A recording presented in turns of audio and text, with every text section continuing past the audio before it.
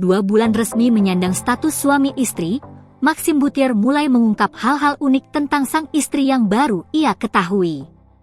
Terutama soal kebiasaan Luna Maya saat tidur. Meski kini sudah hidup serumah, Maxim mengaku tidak banyak perubahan dari sosok Luna yang ia kenal sebelum menikah.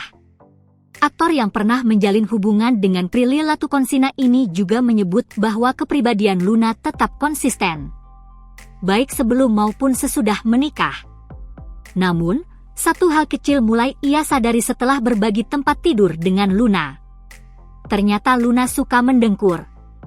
Dia lumayan ngorok sih. Kadang-kadang aja, kalau capek. Dia kan memang selalu lumayan capek ya, papar Maxim. Menurutnya, kebiasaan itu muncul karena padatnya aktivitas Luna yang sering bekerja dari pagi hingga malam.